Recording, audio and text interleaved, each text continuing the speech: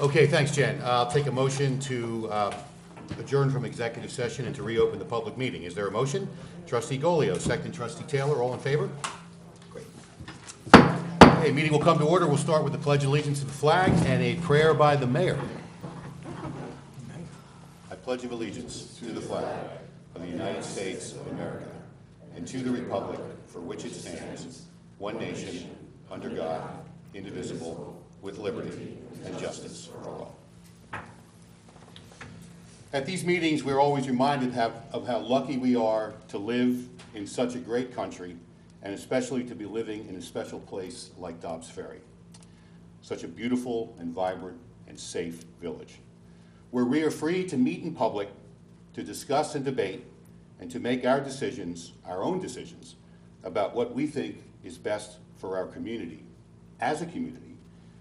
In this process, we are grateful for strength and wisdom and to have the good sense to listen, to respect the minority viewpoint, and to work together to find consensus, to move things forward and make Dobbs Ferry a better place for everyone. And we are thankful to the people in our community who watch over and keep us safe and give us help when we need it the most: police officers, volunteer fire members, ambulance corps, and EMS.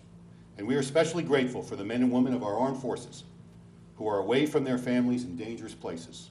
And we will never forget those many and their families who made the ultimate sacrifice in their duty to the country so that we can be free and safe in a place like Dobbs Ferry. Amen. Well, good evening, ladies and gentlemen, and welcome to the magical world of Village Hall. This is a regular meeting of the Board of Trustees for June 13, 2017. Just a couple of administrative items here. We do need to add one action item to the agenda tonight, which is to consider a resolution establishing standard work days for titles and reporting the officials to the New York State and local retirement system, something we need to do administratively as a village. So I'd like to take a motion, if we could, to add that to the agenda as action item number 8, and we will explain that in more detail when we get there. Is there a motion? Trustee Golio, second Trustee Corrales. Discussion, all in favor? Hello? Okay, is that 7 ayes? Great, okay, so we're gonna add that to the agenda as action item number 8. We were gonna start off with a presentation to Morrell Hubner tonight for the great work she's done on the beautification committee. Morrell advised us that she was unable to make it tonight, so we're gonna put that off until the next time we meet. And we'll give her the presentation at that point. So we're going to move directly into our public hearings. So to start, I'll take a motion to open the public hearing. This is for the consideration of the adoption of a local law to amend various portions of Chapter 300 of the Village Code of the Village of Dobbs Ferry, Historical Preservations, by modifying the village's zoning and land use code. Is there a motion? Or are we continuing the public hearing, I guess? So reopen, yes. Trustee Corrales, second. Trustee Sullivan, discussion, all in favor? And that passes with 7 ayes. Just a little bit of background here in terms of what we're considering tonight. In early 2010, the village board adopted a new code which also included adoption of the village's master vision plan. And within that code and within that vision plan were certain provisions and languages which identified the benefits of and the importance of historical districts in certain, well, to start off anyway, in certain parts of the village. That specifically in the vision plan, and in the vision plan specifically, it had indicated primarily the neighborhood of Belden Avenue, as well as the southern portion of Clinton Avenue, and I believe there was one other, the downtown area in general, or at least certain specific structures within the downtown. So it was back then that the village board recognized and understood the importance of what this might mean to the community. Now, it didn't actually create historical districts, and there wasn't specific language in the code which would explain or sort of be the outline for how historical districts could be created. But it certainly encouraged them. And so That was sort of the start, the village sort of recognizing that it has historical components to it and very, very important to maintain them and recognize them and to do that properly over time.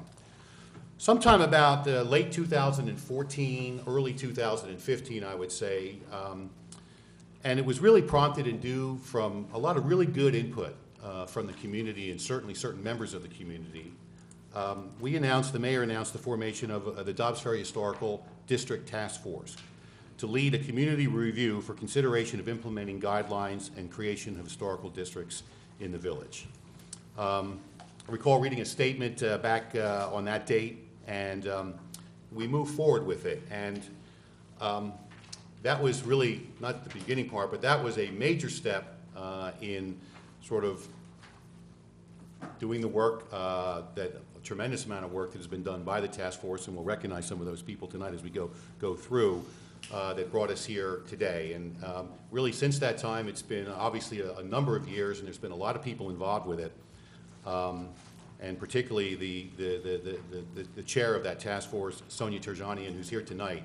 Really want to thank you, Sonia, and we're going to thank a few other people on the way here. But they did a tremendous amount of work with the involvement of the Board of Trustees and certainly liaison members. We'll talk and recognize them, and members of the community, and have presented back to the Board of Trustees an outline, or presented an outline for steps forward. Sonia's given a number of presentations over the last couple of weeks, certainly, and maybe last month and a half, very specifically outlining the work of the task force and the specific recommendations of the task force, and why we should be considering this. What are the benefits for the community?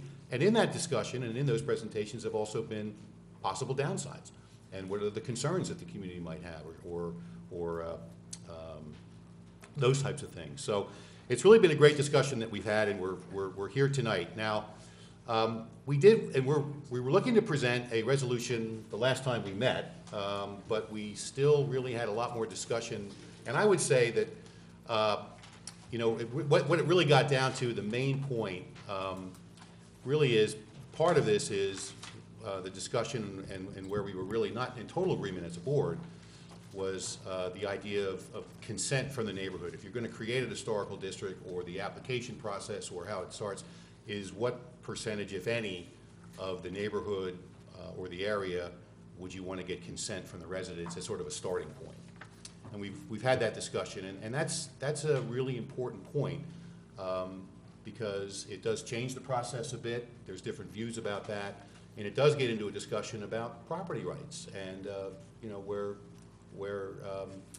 as a resident, you may or may not have certain rights or things that you can or can't do with your home, depending upon which direction you go on this. And we maybe have a little bit of discussion about this before we take final action. But in any case, we're here to consider tonight a resolution which would make changes to the village code that would essentially create a law on the language and outline the process of creating historical districts within the village of Dobbs Ferry.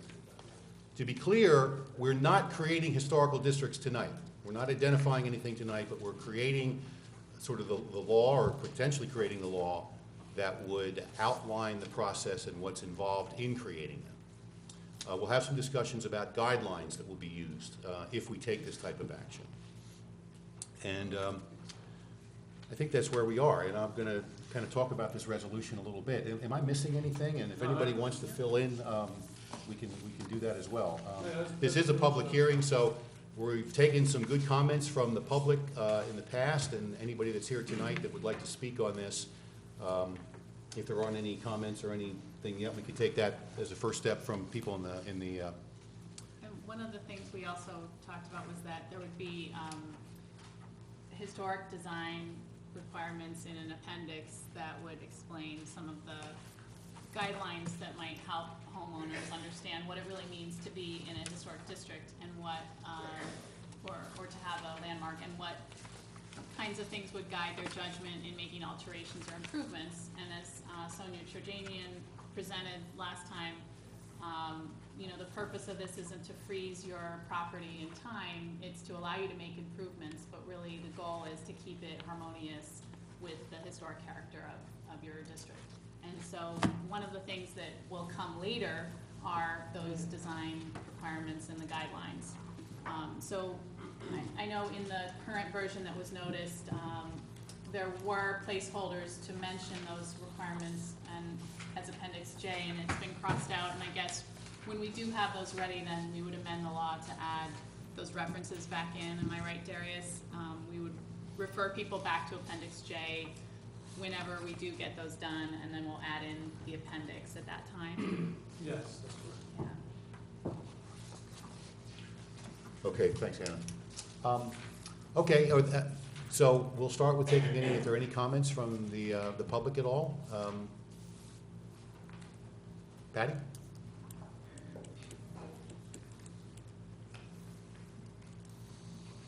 Good evening.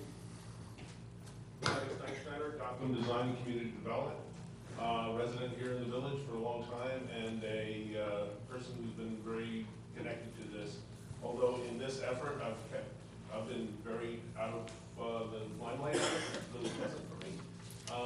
But it's led some people in the community to misunderstand my perspective on this and what I think. I was actually told the other day that by somebody that they assumed that I was against this, and nothing could be further than the truth. I think this is an incredibly important step. When we worked on this for the 2010 code, it was intrinsic in it. We understood at that time that it was too heavy a lift to put all the stuff in. So what's happening now is exactly what a lot of us hoped would happen. My first connections to this go back to 1982 when I was working with Karen and some people from the county who had an interest in creating historic districts in Dobbs Ferry following the 3 walking tours that have been developed by the Historical Society with Kendall Harnack. So I think this is great. I think it's really important. And I applaud you all for working this hard to get this done. And finally, we're going to see something. That's excellent. Thank you. Thanks, Patty. Thank you. Anybody else care to make any comments? Okay. All right. I'm going to read the resolution here. This is a pretty big deal, so I'd like to read this resolution. I may not do it word for word, but just so people can sort of capture what we're considering here tonight. Mayor, do you want to, excuse me, close the public hearing? I guess I could do that first before we do this. Yeah. Did, So. Did Sonia want to say any final words before we close the public hearing? Or you've been so. You know what? We can bring it back anyway, So whether helpful. we have the public hearing or not. So. I think you're all sick of hearing my voice right now. I do just want to say thank you to the board for taking this so seriously and allowing us to do the hard work that went into this. And I want to specifically thank a couple of people who are really important in this effort. Annalisa Krause was really an amazing participant in this process, and I couldn't have done it without her. Dwight Douglas, our planning consultant, was really important to the effort, and the entire task force, all the members of the task force, I won't go through all their names right now, but they have been incredible and supportive. Steve Tilley has been just a crucial part of this effort with all of his preservation expertise. So, and then all of the neighbors in my neighborhood who want to see this happen have been very helpful and supportive as well, and helping me understand what they want to get out of this. So I think all of that is reflected in the legislation that's coming before you tonight. So I'm excited to see it move forward. Thank you, Sam. And thank you for all of you did all the heavy lifting. So thank you. For sure. Okay, so this will read Resolution of the Board of Trustees of the Village of Dobbs Ferry adopting enabling legislation to sections of the zoning ordinance dealing with, oh wait, now I'll close the public hearing. I take a motion to close the public hearing. Trustee Sullivan, second. Trustee Corrales, all in favor? Okay. Again, a resolution of the Board of Trustees of the Village of Dobbs Ferry adopting enabling legislation to sections of the zoning ordinance dealing with landmarks and historic district designation, whereas in March of 2015, the Mayor and Board of Trustees established an ad hoc Dobbs Ferry Historical Task Force. We've explained about that and the work that's been done by that great group of people. Whereas subsequently over the next year plus under the leadership of Chairperson Sanya Terjonian, so you're mentioned specifically in this resolution, that's pretty cool, a series of work sessions and public meetings, so a lot of work was done over a long period of time, work sessions, public meetings, and a lot of work by a lot of people. Whereas said draft March 2017 regulations annexed, which will be annexed to the resolution, and made a part of this resolution, were forwarded to the Board of Trustees, to the Planning Board for review and recommendation. So that's this, and you've all seen this if you've been, if you want to pay attention, this has been posted, and this is basically the language that we're considering in the code, the new and the new language as well. So it's, it's really extensive, the work that's been done. Whereas pursuant to a special work session and a duly noticed public hearing, March 2nd, 2015, the Planning Board passed a resolution making certain findings and recommending the draft regulations be adopted. So that's really important to know that the Planning Board was a big part of this process, and we need to have their input on any legislative changes that we're considering to the Village Zoning Code. Whereas the Board of Trustees has individually and collectively reviewed the draft regulations and pertinent reports on May 23rd, 2017 and June 13, 2017, tonight held its own duly noticed public hearing, and all comments received were fully considered. Whereas the Board of Trustees has reviewed the Planning Board's findings regarding the draft legislation, concurs that the adoption of landmark and historic district implementing regulations is appropriate and in compliance with the adopted vision plan, as I sort of outlined the history at the outset. Said planning specifically addressed the need for such regulations to preserve and protect identified neighborhood areas in the village. 2, the village's zoning ordinance adopted in 2010 contained landmark and historic district sections which required the development of these implementing regulations now under discussion. So the zoning code back then, or the vision plan, did sort of recommended it as a good idea, but the step that we're taking tonight does a lot more than that. It actually puts the legislation in place where it outlines the process of actually creating the district. So it's a very big step. Generic environmental impact statement, EIS, and related findings were made prior to the adoption, so we followed all of the sort of mandated review that's required under state law and village law to take this kind of action. Now therefore be it resolved that the Board of Trustees has considered the subject action pursuant to the State Environmental Quality Review Act. Be it further resolved that the Board of Trustees herein commends the work of the ad hoc committee, and its chairperson adopts the proposed historic preservation legislation, and if we take this action tonight, it will have effect from June 13, 2017. So that's basically how the resolution will read. And I'll just kind of go down in no particular order, but if any of the trustees would like to make any final comments before I, call for the vote. Donna, anything to add, or? Ma'am, maybe take a second on the resolution and have Oh, discussion. I'm sorry. That's Yeah, I okay. don't think you should do it first. Well, Take a that's the second res. vote, do- or then you want to do discussion? Well, I haven't even brought it forward Okay. yet, so I'm No, just we going to have a ask for motion. comments, and then Okay. we can Sorry. ask for the. The other thing. You okay with that? Yeah? Okay. Sorry. The other thing I'd like to say is the discussion was about no consent versus 50% or some percentage of consent. We do acknowledge the property rights of people, but at the same time, there's also rights of the village. We are a historic village. We'd like to keep it that way. There's also some areas where we have absentee landlords, so it might even be hard to get consent from some people. So I believe we'll be going with the no consent, mainly because that really does protect the village. It also protects the homeland. There's going to be a public hearing in front of the AHRB. Then there'd be a public hearing in front of the Board of Trustees. So obviously, if there was a big outcry against this, it will be heard. But in an instance where the village really does need to protect our historic heritage, we do have the option to do it without consent, so. Thanks, Tom. Larry? Yeah, I mean, I think that was the stickiest issue, that plus the guidelines. The guidelines will be under the purview of the Board of Trustees, who will approve them as part of the process, because the guidelines are where the rubber does meet the road here. So that combined with a 3-tiered process, once an area is nominated or put forward, does allow for substantial review, substantial public input, and obviously substantial input from homeowners in the area as well. So I think it strikes a very good balance. Thanks, Larry. Nicole? I agree with everything that Donna and Larry said. I also want to just point out that the whole concept of consent for historic districts was kind of not the right word, because it wasn't the homeowners were consenting to become a district. They were just consenting to put an application in front of the village to consider being a district. So I don't think anybody's losing any property rights or anything by us considering and voting on legislation that has no consent, so the word consent's like a misnomer. And I just think that's important to point out, and that it's important for the village to consider whether or not we want to make certain districts historic or not, as a whole, like Donna said. So I just wanted to point that out. Thank you, Nicole. Annalisa?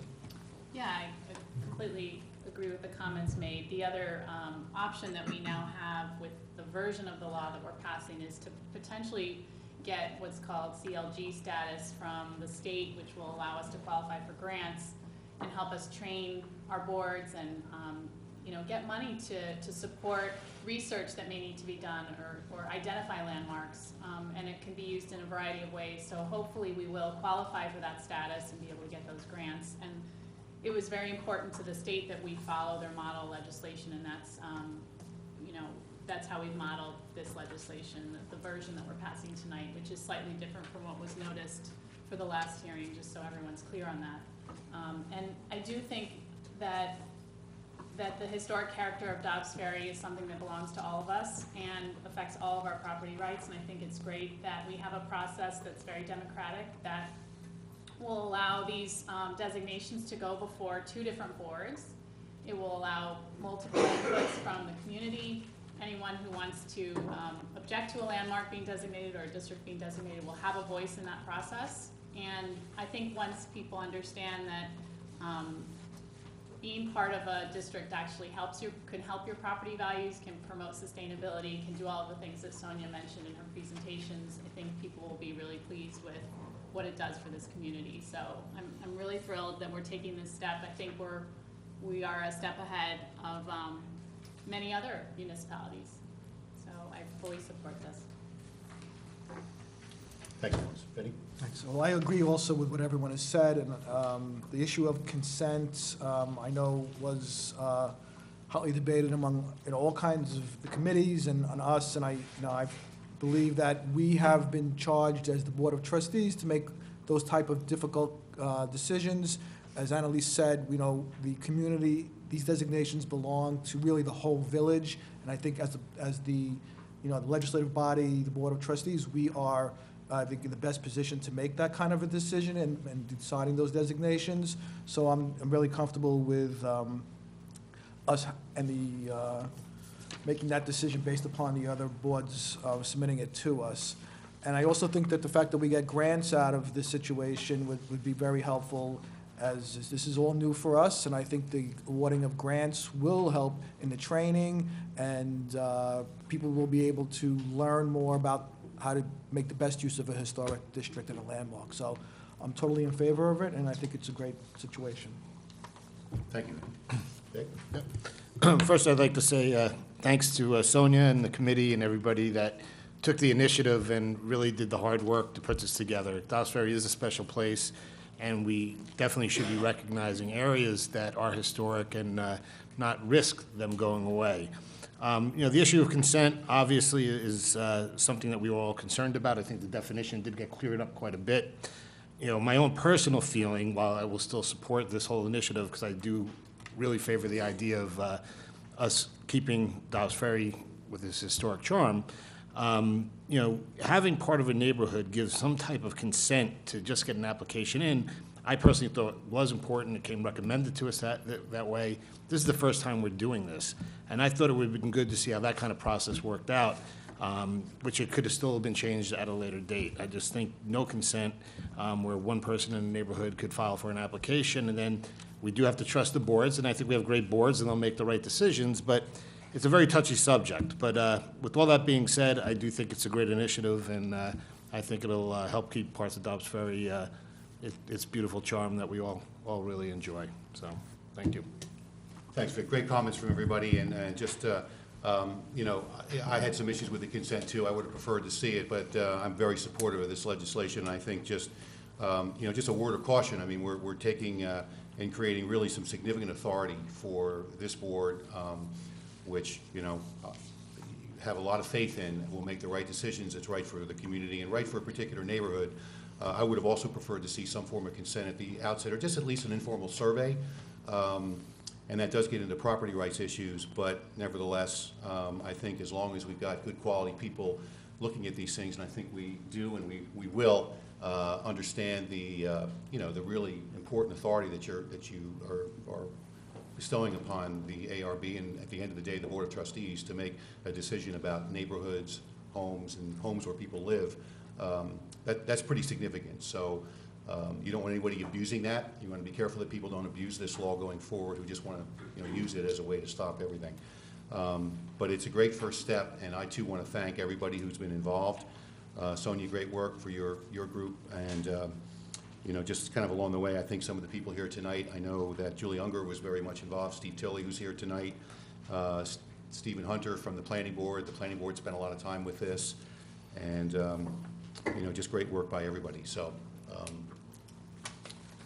and this is a pretty big deal here. So, okay, so I've read the resolution, so what I'm going to do is we're not changing it, and I think everybody's expressed their opinion. We've been pretty clear about what's in it. We've also, you know, emphasized the zero consent that's in the legislation and the sort of moving the direction of the certified local government, so we've been clear about that. And so on that note, I'll take a motion to consider the resolution. Is there a motion? Trustee Corrales, second. Trustee Cassell, I know everybody wants to jump in on this, but all in favor?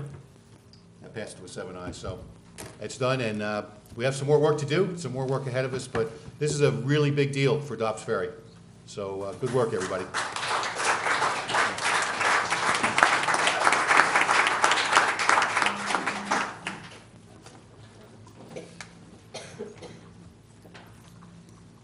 I've lost my agenda.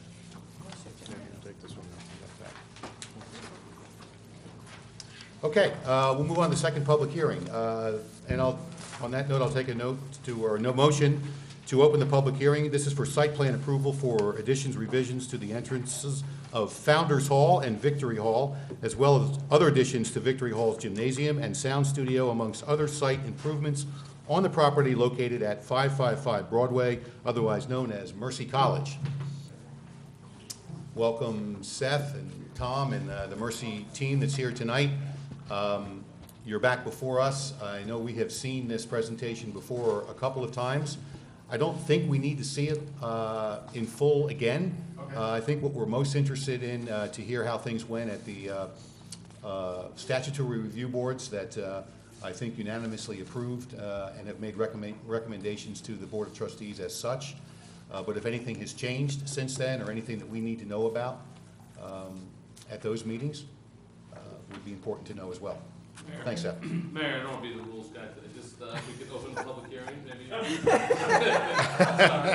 why you're here. And I thought I was getting good at this. I'll take a motion to open the public hearing. Trustee Golio, second. Trustee Taylor, all in favor. See, I knew it was going to be 7 ayes anyway. So I'm sorry, procedurally, I apologize for that. My fault. Thank you, Mayor, members of the board. My name is Seth Mandelbaum, the law firm of McCullough, Goldberger, and Stout. Pleased to be here once again on behalf of Mercy College. Tom Simmons is here, VP with the college, and as well as members of our development team. As the mayor mentioned, this project was referred out several months ago by this board under your site plan approval process. You are the approval authority for projects in the educational, institutional EI zone, which of course Mercy College is. And we have gone to the planning board and the HRB. Both boards gave their approval of the concepts and the site plans. The planning board adopted a resolution, in fact, on May 4th, back to this board recommending final site plan approval for the application, which is really 3 smaller projects, as you may recall. It's renovations to Victory Hall, which is the old Our Lady of Victory school, and it really has to do with the gymnasium, Founders Hall, and then hillside seating. And I think just since it is a public hearing, we'd like to just briefly take you back through each of those 3 projects. It won't take up a lot of your time. If we're taking up too much time, just tell us, and we'll stop. But I think for the benefit, since it is a public hearing, unless you tell me you shouldn't do any of that, we thought we'd just briefly take you through some renderings and give an idea of what the projects are going to look like. I did your really brief version of that, Seth, if you have one. Yeah. Okay. Thanks. Okay, so Tom Simmons would like to just put this in context real quick, and then Steve Grogg and Mike Hanrahan can sort of walk you through the three different projects. And I think of most interest are probably going to be some of the photos of what's there now and some renderings of what's proposed. As in the past, we're working with your consultants, your landscape consultant, engineering, planning, and their input is reflected in what you're going to see tonight.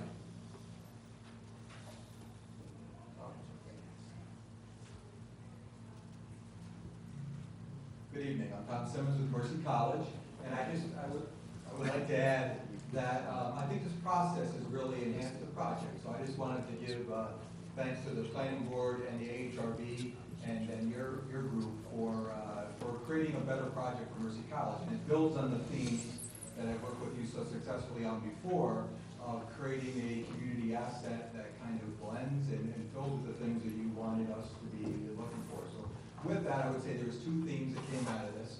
One was your planning consultants and that group that wanted us to work with members of your team, the landing and the municipal leaders on the solutions for landscape buffering and things like that. So the success we had with Hudson Hall was enacted as kind of an element of this resolution with that. And the second piece would be that I think this will be a good community asset that will not only benefit Mercy College, but will benefit the greater community. So with that, I thank you for the process. I think it's a successful project. Good evening. Again, I know you want to go through this quickly, but for the public who may not have seen this, the project, this is the Mercy campus with Broadway being on the right. The project, as Seth said, includes Victory Hall, Founders Hall, just a new addition, and some hillside seating. Again, we'll just go through quickly. Mike can just talk about Victory Hall and the three components. So, former Our Lady Victory Hall now for Mercy College is comprised of three pieces on the screen. They're labeled A, B, and C. A is the west entrance to the proposed west entrance to the facility. This is the main part of the project. The college has a very dynamic east-west spine to the campus, and this new entrance will solve sort of some ills of the former building where there's really not a prominent entrance. It now forms a terminus to that access across campus. Project B of Victory Hall is a new facade to the music studio building, which is a somewhat underwhelming utilitarian building, and we're giving it a new facade that'll help that building both connect to Victory Hall as well as kind of work with the identity of the building. And the largest piece is the gymnasium itself. Truly a modernization project that addresses safety concerns within the gymnasium and accessibility concerns in the school. Right, so I'm going to just skip the plans a little bit, just to give the public a sense. This is the entrance at the end of that access that I talked about. Entrance is tucked in the corner, it's a little harder to see. The new proposed entrance, which houses a stair and an elevator, provides a nice terminus to that walkway, a vertical element that can be seen in the landscape, and a real dynamic entrance to the facility from the main side of campus where all the parking is. This is that utilitarian building that I described that currently houses the music studios. The new facade will enclose this exterior walkway and provide a facade to the building that matches Victory Hall itself. Is that rendering right now showing the other taller tower is not showing in there, is it? No, it's not. Okay. Just go back real quick. So this red bar here to the right, you're standing, that rendering, you're standing in this parking lot. Okay, so you wouldn't be able to see it from there. Okay. Yeah. How tall is the tower in A? I'm going to call the exact dimension, but it's in the neighborhood of 27, 28 feet. Okay.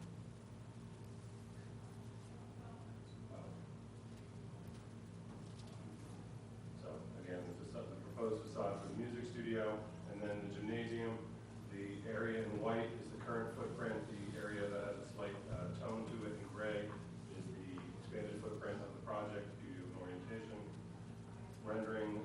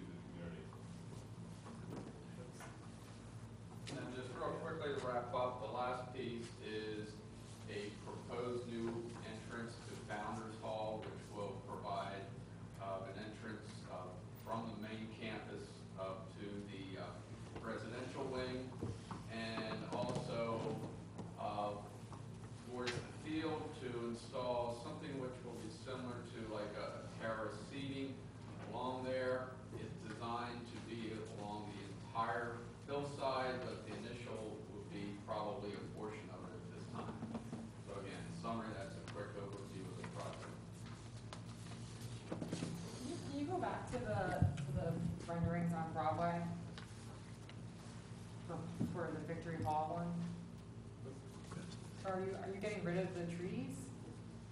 No, we're not actually, the architectural, the wires are not going down. They were left out because they were, but the trees, now, in fact, these lighter looking sort of, they are proposed trees that are being put in. That was one of the landscape comments to help create street trees along Broadway. I don't know if you're referring to these trees on the corner. Here, I'm looking at the picture in our packet, and it looks like there's, I don't know which I'm looking at compared to what you're looking at, so it just looks like there's trees being removed. No, there's not. Well, there is some thinning of trees at the landing entrance, Yeah, right? in fact, this tree, this photograph was taken recently, and they've already gone in and taken out some of the vines and a few of the invasive trees that were in here. So the agreement, the note is on the plan, that it's these trees that will remain, and the college will work with the village's landscape architect and the landing with respect to the landscaping along in this area. Can you just say how much bigger the gym is going to be? Yeah. Footprint, it extends about 12 additional feet towards Broadway and 20 feet towards the roundabout in front of the building. Square footage wise, don't remember, about 7,500 square feet of new space. And right now, that's just landscaped, or what's it going to take? There's lawn in those two sides of the building, so the proposed additions are moving into the lawn area. Okay. I think, there is a picture, then if they go back to it, of the current gym from Broadway? Actually, this may be a good, You can see there's lawn on those two sides. there's lawn here, and then this would be with the addition. But when you extending out, that 12 feet or 20 feet, whichever direction you're going, includes that new structure there, right? Correct. Yeah.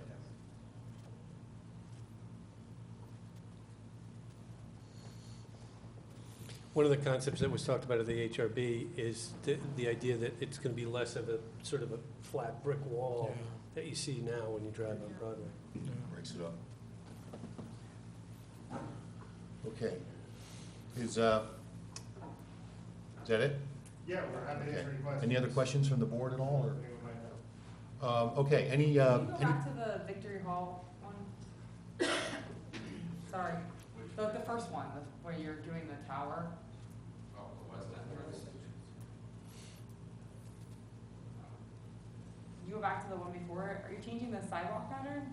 No, No. Okay. that, it's the angle and the distortion on the screen.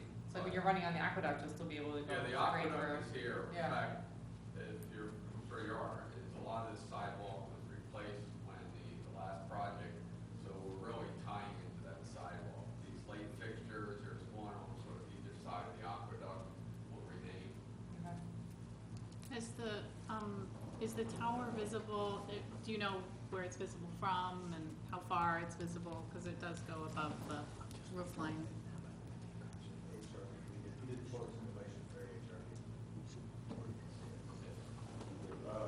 Tom was saying we had done photo simulations for the AHRB, showing that. How far away exactly, I can't quite tell you, but the new tower, will be quite visible on campus. I expected this tower to be somewhat less visible from the public side, as the building itself will block it. Now, there is sort of a sibling to this on the other side of the building, which will be somewhat visible to the community, but again, there's that sort of large outcropping of trees around the hot box that will kind of obscure a portion of the building. When you say a sibling to it, it's on the Broadway side? Yes, this is the new main entrance that I talked about. When we get to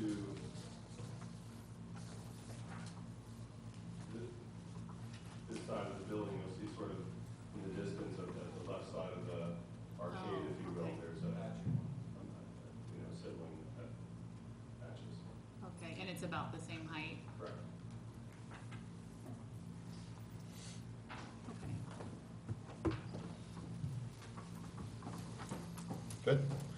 Any other questions or comments from the board? Anybody from the public care to make any comments about what's been presented? Neil? Yeah.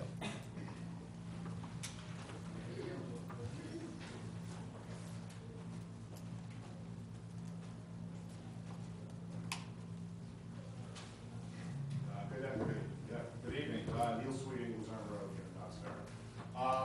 I've been in front of this board several times, and have recently written you folks a letter about some ongoing issues at Mercy College. First of all, I don't really have an opinion on the actual design, architectural, but I am vehemently opposed to this project, this application. There are significant impacts in this village associated with Mercy College, particularly with student housing. And we cannot, when I say we, certain neighborhoods in this village, and I'm not here alone tonight, so it doesn't look like it's just Neil Sweeting's fight. There are other neighborhoods that are represented here tonight that have been just destroyed by Mercy College housing. Mercy has had multiple applications in front of this board over the last 10 years or so. Ball fields, gymnasium enhancements, dormitories, this application, and they just keep getting more and more and more. They are a non-tax paying entity that just keeps getting from this village and keeps getting services from this village, public safety services. They are one of the biggest drawers of public safety services. But what's the actual benefit of this project to the village of Dobbs Ferry? Do we have use of this building? It enhances the stature of their institution, and we could argue that that may have an impact and enhance Dobbs Ferry. I'll go there. But the slow, long-term, insidious impact of this is housing. More and more kids are coming here because it's becoming a more attractive college. And once they're here for a year or two, they want to get off campus but near campus. So where is that? Into the village. We have, the rental market is saturated. It is at a dangerous level. There are severe overcrowding issues in this village. My example, on Luzerne Road, there is a house that in the last 2 years, just unfortunately 2 weeks ago, just had another group of kids move in, that has been grossly overcrowded with student athletes. I lived in one of the quietest, nicest streets in Dobbs Ferry for 15 years, and 2 years ago it got destroyed. Okay? As it is today, the village of Dobbs Ferry has no legal way to address these issues. We cannot just go in and say, hey, you're overcrowded. There has to be something that we can do to address this. To approve applications like this, when there are such impacts and the residents have no remedy to it, because it's almost insulting, it's a slap in the face that the residents have to put up with this, right? I suggested a rental registry to you. I sent something out to you, a copy, a similar plan in City of New Rochelle. It may be something we want to consider. I've been in front of the board twice in the last year asking for some type of liaison position. We still do not have any like that. It's really not fair. My house is going on the market. They've beaten me down. I've interviewed 3 different realtors who all stated now that living next to this college rental issue is now potentially going to impact the value of my property. That is insulting when they are getting consideration for a project like this. The overcrowding issues are putting things at a dangerous level. It is only a matter of time before there is a tragedy in this village. Mercy College will tell you they don't have a responsibility for that. But when you're receiving such consideration from the village for these types of applications and the type of services that we provide, they do have an obligation. Their student athletes are receiving scholarships. So in a way, Mercy College is subsidizing a lot of these overcrowding issues. And I have to live next to it. Other neighbors that are here tonight. Why? They gave consideration to the landing, I heard in the presentation. That's great. I'm not taking anything from the landing. They should get everything they can and working with them. Where is the other consideration of the village? For the residents and neighborhoods that have been so negatively impacted. Don't be afraid to say no to Mercy College. right? It's really, something's gotta be done. I think we should have a rental registry that would require them, landlords, and one of the problems is landlords. In my case, there is an absentee landlord, and I know that's difficult to deal with, but there should be some type of rental registry that would require landlords that are renting to Mercy College students to register that unit every year at no cost. We're not looking to make money off of this, but they would have to ensure and sign off that they are meeting building codes, fire codes, and the village would have the opportunity to go in and inspect this. Building department, fire department, police departments, if there are issues. We need to consider that. Right now, the house next door to me is illegally occupied. Illegally occupied. There are housing, there are people living in the basement. It is a 2-bedroom house. They're living in the basement. We do not have any legal way to go in there and look at it. It violates New York State housing codes and New York State fire codes. Neil. Something needs to be done. But I think, understand. I want to address some of the things that you said. But I just want to, we hear you. I just Just close, want- one second, I'll close, Okay. I understand, I want to let some other people. Again, they should not receive consideration until some of these things are implemented. There should be a liaison in place, a rental registry, and there should be a time period established for review. Make it a semester, make it a school year. There should be a stipulation, but it should not just be get your approval and then we'll work on it. Put something in place, let's see what their commitment is, then give them their application. Okay? Thank you. Thank you, Neil. Anybody else care to address the board in this public hearing? Yes, ma'am.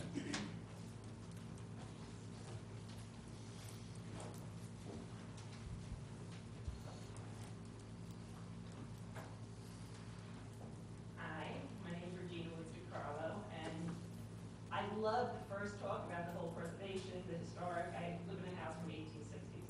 I spent like $500 on it, and we put $200,000 into it, and then next year, we got a whole bunch of boys coming in there from our house next door. If you look at our house and the house next to us, the O'Donoghue's, gorgeous. Regina, what street do you live on?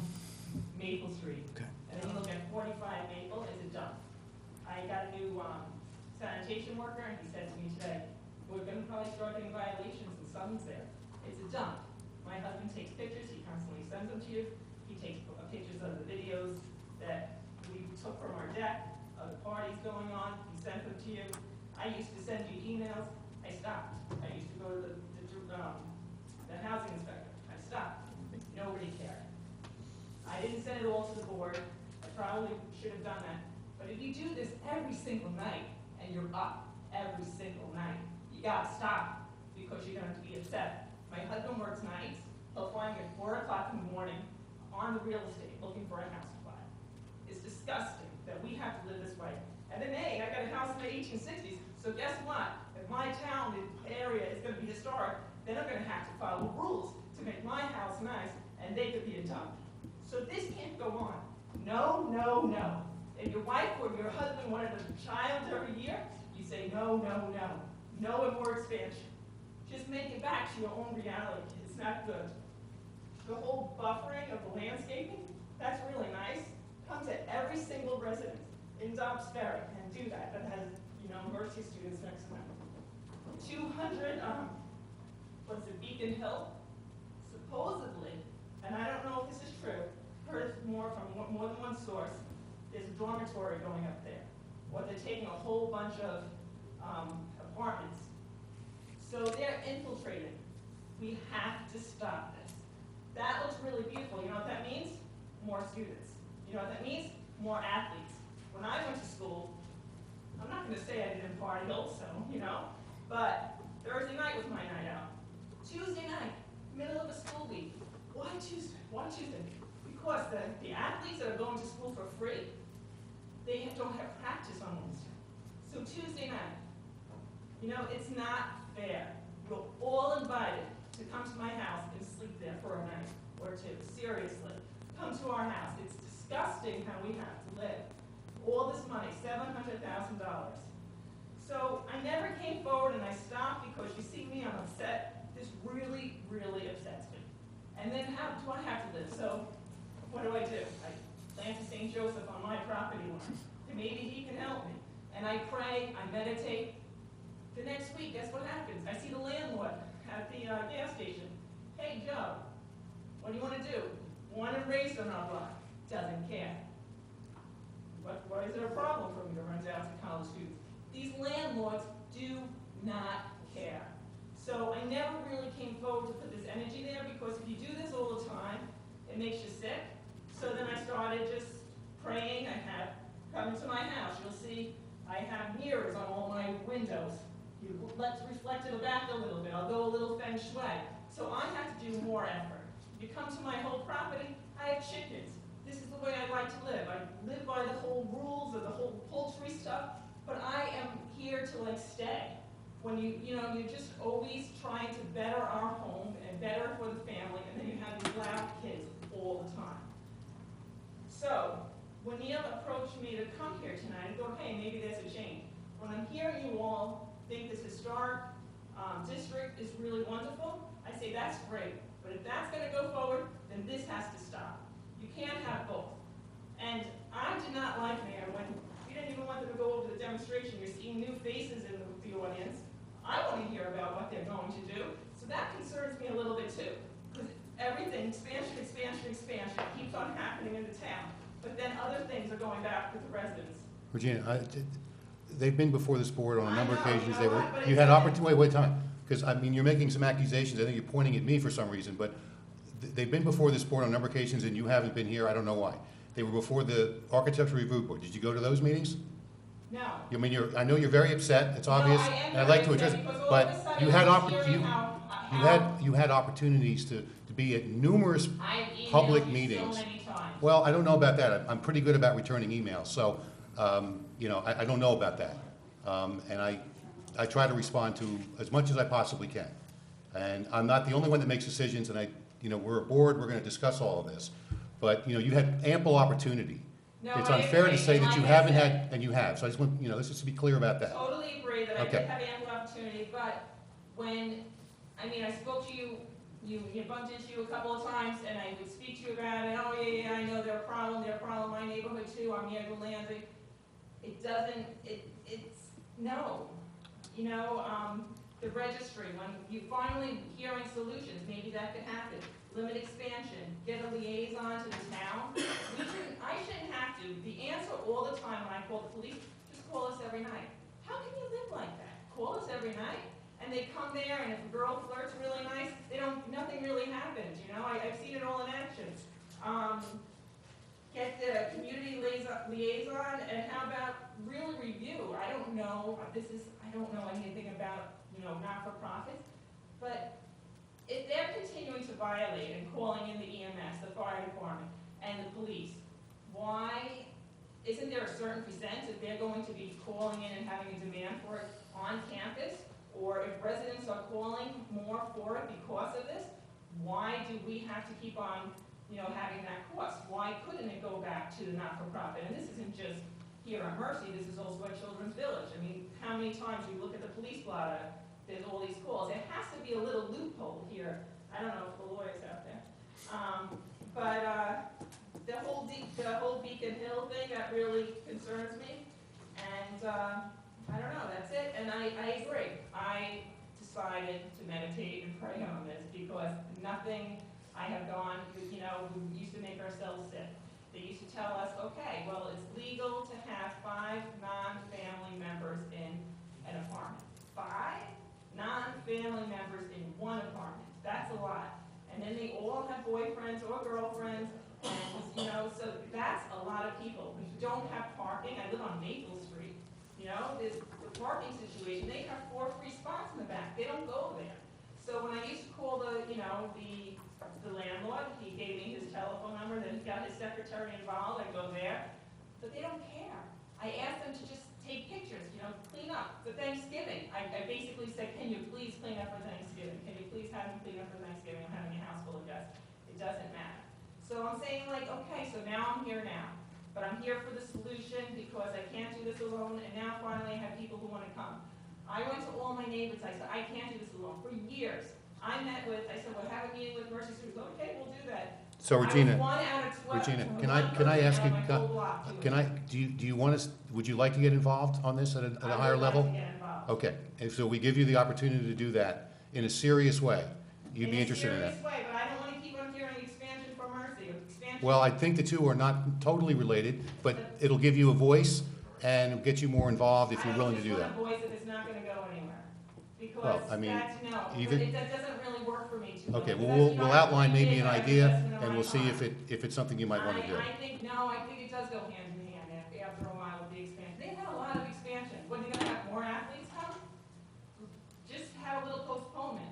They don't need to have an answer right now. They could just wait a little bit. How about that registry? I really, really love that registry. They also do that in the Jersey Shore in some towns who don't want frat houses down there. Okay, I think that, I don't want to, Neil, the last time you were before this board, and you have been before us on a number of occasions with these issues, and you've been presenting it really, really well.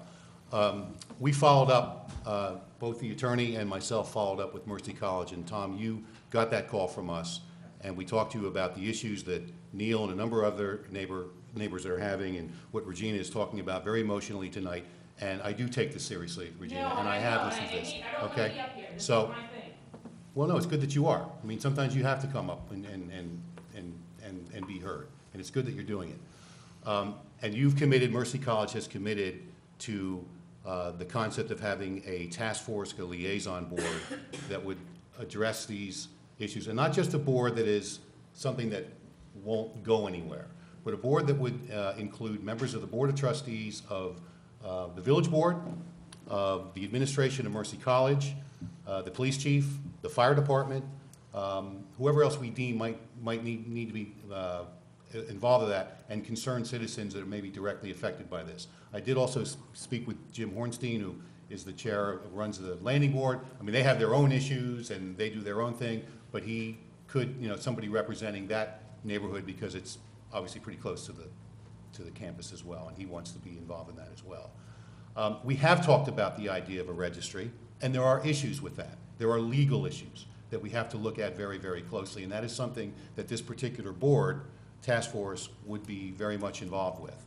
But do know that we are aware of that it has been discussed in other villages that have institutions like Mercy College, and we are looking at that and studying that more, and it does require more studying to look at the legal ramifications as to whether you can or can't do that. We've wanted to give this some thought, because we don't want to just have a committee that is, oh, let's just create a committee because that's going to make everybody feel good. That's not what we want to do. We want this to be a committee that has a real purpose, has a real objective, has a real mission statement, that Mercy College is committed to as well, and will be designed to address these type of issues and take action, or at least make very strong recommendations. At the end of the day, the Board of Trustees has to make decisions about these things. You could be a part of that if you'd like to be, and it would be a serious endeavor. But we need a little more time to think about how we would structure it, and specifically what exact strategies might we be looking at. And the registry is one very specific one that we would look at right off the bat. That would be one of the early ones. But so and we've discussed that as a board. I have a good question. What does Mercy really, how does it really help us? Because even just as a member of the CYO community for Sacred Heart, and even part of the Sacred Heart community, we used to rent space for Mercy. And now we're traveling to Irvington with our children for religious ed, because with their renovation, they're not really giving us a fair price. And then the CYO isn't able to rent the gym. Catholic institution doesn't, so where's that also? I don't see, Masters has been amazing to so many different, members of the community. And I think we see the benefit of Masters. I do not see the benefits of Mercy. Yeah. So I know that's a different topic, but I just Yeah, it's want not to different, know but let me address some of those things. I'm not going to speak for Mercy College, because I totally, I live right near, as close as you do, and I get a lot of noise too, okay? Doesn't sound like the situation that you have, but, there are things that Mercy College does do that you don't hear about, and they do give back pretty significantly to the village. One recent example, and we talked about it just a few meetings ago, they are providing the space for our summer camp this summer, because we don't have the embassy Embassy Center. That's huge. That was a really big thing that they stepped up, and we actually reached out to all the other institutions, including the one you just mentioned that's been, I would say they've all been good neighbors. And none of them were able to provide anything, but Mercy did. So it's basically saved our summer camp program for the year. And if you talk to the recreation department, and they don't take my word for it, they can tell you how important it is and how great Mercy College did for that. They've also, and we've talked about this a little bit, but a local district development corporation was formed a couple of years ago, which Mercy College actually made a significant contribution to, of well over $100,000, which is money that is there to be reinvested back into the community. It's money that can be reinvested in a number of areas, generally to try to promote economic activity, but it can be used for other things. But it's a way for tax-exempt institutions. Mercy College has done this. Master School also made a contribution, as well as Children's Village. There's now about $300,000 that's in that fund that can be reinvested back into the village. So there's a direct dollar investment contribution that Mercy College has made. So they do things. It may not be enough. We could argue it's not enough for the amount of land that they have, and I would join you in that argument. And I can tell you, I've had personally meetings with every single head, including the president of Mercy College, Tim Hall, and all the heads of the other institutions about making direct contributions. And I can tell you without an exception, the law doesn't allow them, they don't need to make those contributions. They don't need to pay tax. That's the way New York State law is set up. And that's just an issue and a challenge that we have in Dobbs Ferry. I think they're all taking meaningful steps, and we've really improved the relationships, and there have been contributions. There can be more contributions that can be made, no doubt. And as a community, we need to communicate that too, and we do it at the highest levels, and hearing from people like yourself does make a difference. I think they need to do more, I agree, and I think they're looking to do more. So, I don't know, I'm not, this is a process, and I'm sorry for what you have on Maple Avenue, where there's other ways that we can address it. When I say they're not connected, I don't mean that they're completely disconnected. I mean that, a building design here isn't necessarily creating the problem that you have on Maple, but we understand your bigger issue, and we do hear you. And, well, a bigger gym will get more athletes, well, maybe a bigger gym, maybe that is something to talk to them about, is can they make it more available? It's a nicer facility. They've made their field in the back available to Dobbs Ferry's sports teams, every single one of them that play on the field. They can choose to, the village, that's not our call, but I'm sure that there can be discussions with Mercy College, whether it's the CYO or whether it's the local organizations or teams or recreation programs, about utilizing the gym. I'm sure that discussion can happen. So, don't lose faith. Maybe we can make this better. Keep on praying on St. Joseph. And pray. Try St. Jude. Let me ask Kel to address the board. Yes, ma'am.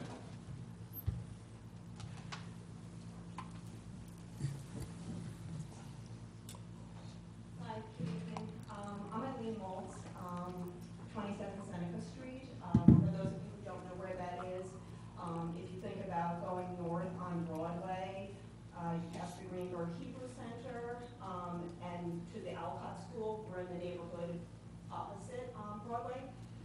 So we too have Mercy College students. In our neighborhood, there's a two-family house. The landlord lives in Ossining, also grew up here in Dobbs Ferry, absentee. The top floor has 4 students, not athletes. They're respectful and quiet. The downstairs has 6 female athletes, and it puts a tremendous strain on our street. It's not unusual to come out in the morning and there'll be 12 cars associated with this house parked on our street. There's only parking on one side, and it commandeers the whole street so that other residents have to go onto other streets to park. There is, every single day from September to May, there was garbage strewn on the side of their house. The solution now is garbage cans bungee corded to the side of the house. Would anyone here really want to look at their neighbor's house with bungee corded garbage cans on the side of the house? These were sophomores that partied They drank, there was underage drinking, and it was a very difficult situation. I was concerned my kids couldn't study, they couldn't sleep, and the task force sounds great, but a big problem is the landlords, and unless that part of the equation is going to be part of it, I don't know how much help is going to be in the long run. So I would really ask you to take this seriously, as you said you would, and please do something for us, because it's really difficult. Thank you. Thanks for your comments. Anybody else care to address the board? Okay. Anybody else want to add anything to what? I would just make the observation that, you know, although in some ways, obviously, Mercy is a good neighbor, this is clearly a problem. It's a problem this board hears about over and over again. And it's not just the problem of these residents or of this village, it's also, I would argue, Mercy's problem. You know, for reasons that go beyond just being a good neighbor. And hopefully, we can create a forum where everybody can work together. Because I think everyone in this room can agree that the kind of behavior that's being described isn't appropriate. I agree with that. I was going to also suggest that if we create this task force, that one of the missions, in addition to right off the bat looking into the registry establishment, would be looking at ways that Mercy and the village can communicate better so that Mercy always knows, you know, because we want to make sure there's communication flowing both directions, so they know what's going on with your neighbors, and we know what you know what they're offering to the village in terms of accommodations of whatever kind, and we also need to understand what your policies are. I would not like to hear that you would say, we can't deal with conduct off campus, because I think you can deal with conduct off campus. I think you can have a code of conduct that covers things that people do outside of school. It reflects on the school. So I would hope that there is a commitment to look at this from Mercy as well. And I do agree that getting communication going also with the landlords would be equally important. We need to make sure we open up those communication lines. So whenever this task force is created, and hopefully we can initially determine what's the purpose and mission and goal of such a group, so that we're very clear on what we think it can achieve. Once that's done and it's created, I think those would be important things to tackle. I know there are restrictions sometimes when there's students involved as to what you can do and what you can't do, but I think what you kind of brought up, what we can seriously look at, and we'll have to check with Ed Manley in our code, but if we can be a little more severe with the landlords. If there's garbage, the landlord should be fined. And if the landlord just starts becoming financial losing proposition for the landlord, that might be a way of handling this. That's a great idea. Certainly, if these kids are on the teams, I would think that they have either scholarships or a privilege of being on a team. They should be reprimanded for that. I know it's a problem that we've been hearing for a while. You know, Regina and Neil have spoken about it before, so I think a task force that really has meaning and substance to it, and bringing in, you know, the fire, the police, the building, and all the other agencies with the Mercy College would be really important to do, and I think it has to have meaning to it in order for it to be successful, and I think we have the power to do that, so we should move forward with that. Yeah, I would sorry, totally agree. I've spoken to Neil about this not long ago also, and I want you guys to be a good neighbor, and I think you have been for the most part, but what happens off campus really is affecting the community, and I think you've heard that tonight, and I'm sure this is a small percentage of really what's happening out there, that there are the neighbors and neighborhoods being affected. It is upon us, to really take a look at, whether it's the code, how the landlords can be affected. But I would hope the school would also, I think that somebody just brought it up, with the code of ethics, there should be some ramifications to the students when the police come, fire, whatever it may be, and find them in violation of certain things, that there are consequences for those actions. I do think some type of registry, and this really, this goes back to a big part of the conversation that we had, was about safety. And students living in an attic that you have to pull down from the ceiling to get out and no other way out, that's a little frightening. And I don't think the school would ever want to hear or take on that responsibility in any way, shape, or form. God forbid, there is a tragedy that could have been avoided if there was just some more supervision on where they lived, what it really could accommodate. And look, we know people can get around things, but right now it's so loosey-goosey. It's not fair to the residents of the town. So I hope we can form this task force that has some teeth, and it works for both sides, and it really helps the community right now. So. I just want to add that, I mean, I think the task force is a great idea, and the rental registry too, if it's logistically possible and legally, whatever that stuff is. But in the meantime, you should call the police every day. I mean, I know that might be annoying, but they don't know what they don't know. And putting a record there, I mean, it helps Mercy too, so that they can go to Chief Gilardi and she can say, well, I've had to go to 26 Maple Street 10 times in the last 7 days. It's really becoming a problem. I mean, if it's once in a blue moon that's being reported to the police, I mean, it's kind of like, I don't know, it makes it harder. So it's actually doing yourself a favor, and it really is just a phone call to the police, and I think they'd be responsive. No, you can't live your life like that. You gotta put a It's your choice, and if you want to speak again, you can contact the microphone, because they video record it, so everybody has to hear. That's just my suggestion in the meantime, until we can form this task force and work with Mercy, and see where we can go from there. But that's something that I would do personally, even though it's annoying. Yeah, it's a temporary, hopefully, thing, and I've dealt with this myself with different issues, you do get defeatist after a while, and it does take over. But it is, even if it's not every single time, it's good to keep it up regularly, because it creates a record. So, and I just want to be clear that we're talking about all of these things still during the hearing for this application, and I want to be clear that while I 100% want us to address these issues and create a task force, I think we have to recognize that, you know, I don't necessarily see it as a bar to looking at this application during the course of this hearing, because, you know, beautifying Mercy College, if that's part of what this is, to me, shouldn't be hindered by also simultaneously addressing these relationship issues. So. Right. It's true.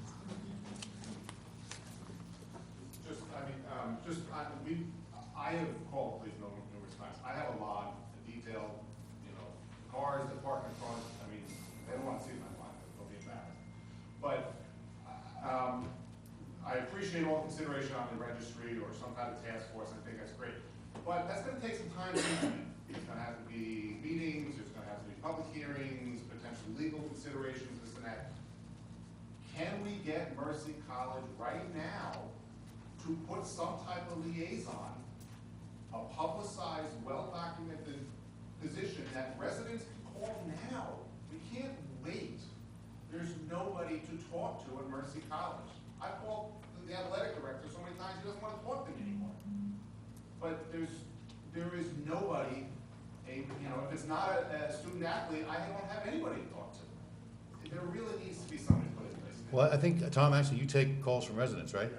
Yeah, So, it needs I to be mean, publicized, again, I think you've got to speak for that, but I do want to echo also what Annalisa said, because I agree that I think these are two separate issues, and that whatever direction the board goes on this tonight, and it's likely that, let's say it's approved, that it in no way will diminish. You've heard from all the board members tonight about taking your concerns seriously, and it will be taken seriously, and we just need a little bit more time to think through how this particular task force should be structured, what its specific objectives should be, and who should be on it.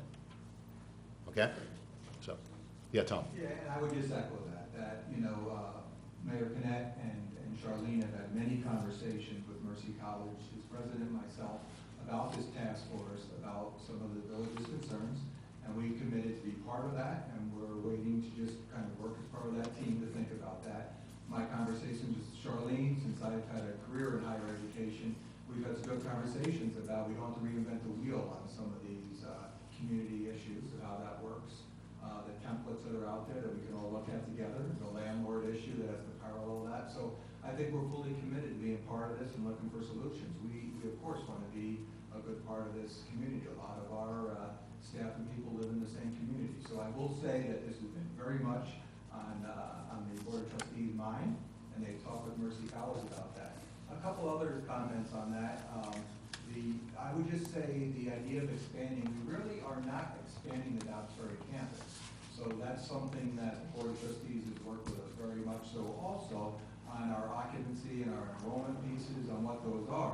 What we're trying to do is enhance what we have, and actually, I think with the new residential piece on campus, we've had more people on campus and less off campus, so our enrollment pieces haven't changed on that. You've been loud and clear that we have driving and parking and enrollment issue, and we work with you on that every semester and what we're doing on that. So I can say that last fall, we actually shut down admissions. Mercy has 4 campuses, and at the Dobbs Ferry campus, we said, no, we've hit our number. We have, you can go to the Bronx campus where you can't come here. So it's not that we're expanding. And what I would say on this project, we came to you last year to show 2 gymnasiums we had. One we turned into a nursing and health professions wing, and this one we said we were going to come back to and to renovate it. And why it's getting longer on expansion is to meet just regulations in terms of what the length of a gymnasium should be. It's still a single gymnasium footprint. The stage comes off, the old stage and all that, from it being an old high school gym, and we're building locker rooms and toilets to be compliant with that. This isn't a much larger gym. It's a gym to meet our sitting needs. And lastly, with the COIO, if I can help you with that, let me know. But I know we've spent considerable time working, having agreements with the local municipalities, with both Dobbs Ferry and Irvington. We let all sorts of folks use our amenities and stuff I've been waiving fees on those. I worked very hard to kind of make those things that. So I would say we've come a long way on trying to do that, and we look forward to being part of any solutions that can help Dobbs Ferry be a better community. Thank you, Tom. Just so they can answer this question, though, is there a person they can call until we have his task force? Sure. And let me just work with Charlene and see how that wants to be. And we can get back to you on that, because we've had some discussions about what's the best place for that to be. Is that okay as an answer? Well, I think I mean, my line is open. You're always welcome to call my office, but I'm not there later at night. Right now, we have a security headpiece if it's late at night. That I know Neil and I have had conversations about that. That is similar to like the police department, where all our calls come in after hours, they get logged and all those sorts of things. But I'm more than Neil knows. He's had many conversations with me also. And he's got a lot of good ideas that have done different things. So I'm open to talk about all those other things. I think we have to figure out late at night how that wants to be and all those sorts of things to kind of log those things. How much time do you think it would take to kind of get a final answer then on who they should call in the immediate term? Why don't we just say a week or something? I can have a conversation with you next week or something like that. I don't know. Next week would be fine, actually. Oh, yeah, because Charlene's away starting tomorrow. Yeah. So. 4 days. Why don't we say a couple weeks or something like that? Is that okay? For the 4th. Sure. Before the next semester. Okay. Mr. Sweeting. Well, we'll do it before then. Okay. We'll have a call. Thank you. It's Okay. 4 days. Yeah, just a week. Sounds good. Okay. Patty, did you want to? Just really quick.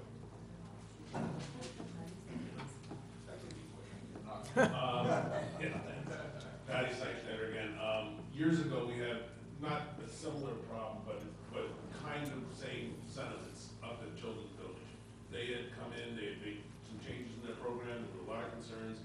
A citizens committee was put together with CD, and it's had a tremendous positive effect. Communication between the school and the community has been improved. They've enhanced their programs. They've gone in directions that have improved the kind of program they have there. So I see no reason that the same can't be created here. I know Tom's committed to this, and I think our experience, and I realize, look, when the Lax house was next door to me, I started living your same experience. My benefit there was I was given the coach of the Lax team his home, a number I can call 24/7. And he basically said, if I make calls, they'll lose their scholarships. So he shut that down pretty quick. So I think we need people who are that committed to fixing this. And I think the school is committed to it. My experience, Hart, has been, they've been wonderful with our sports programs. We coach there, actually, CYO. I'm sure, Tom, you're going to find that way of being able to accommodate Dobbs Ferry CYO again. But without fees. I just can't imagine any reason we would. And of course, from the third, fourth grade team up to our varsity has enjoyed your field, so they have a lot to do, they can do more. And I think we should work to get that committee going, and I think we can solve a lot of these things. And the improvements that they're talking about tonight are all visual improvements that will make it better in our community. So I think we should do that. Thank you. Thanks, Pat. Anybody else care to make any comments? Maura? Anybody else? Or?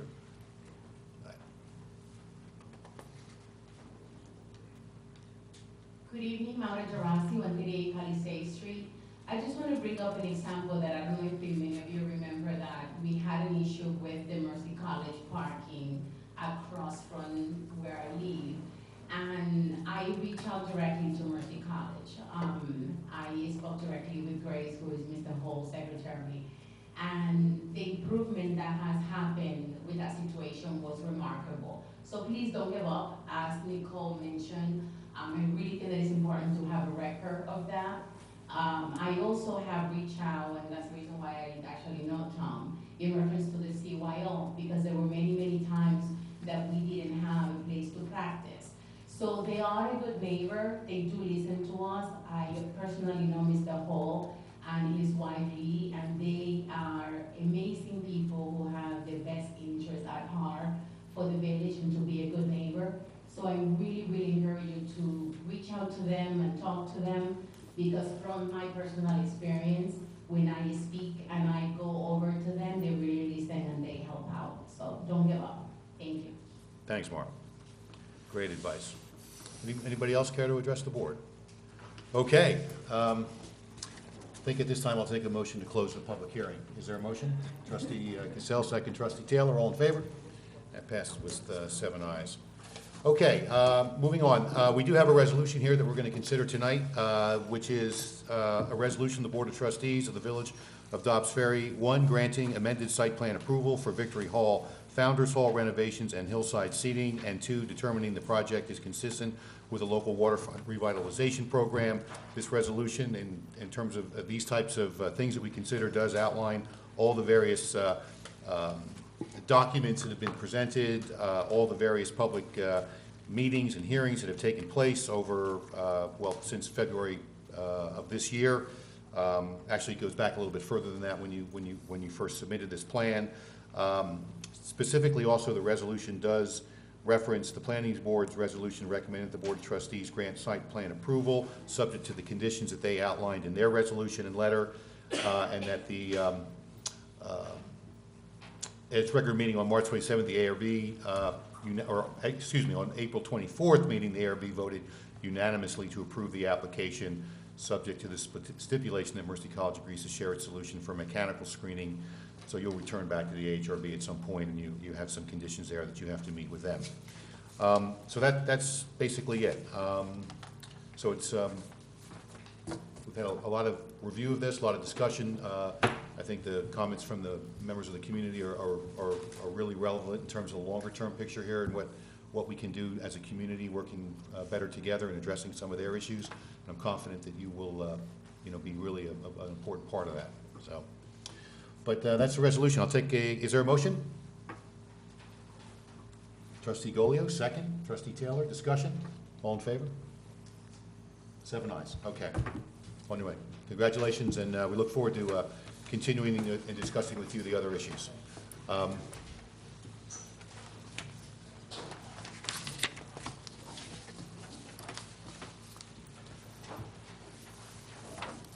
Okay, courtesy of the floor now.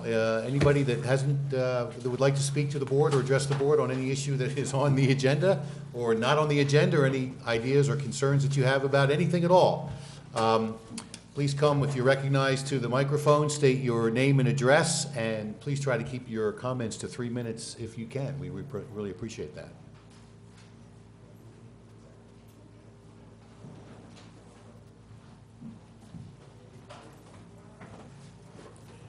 Thanks, Neil.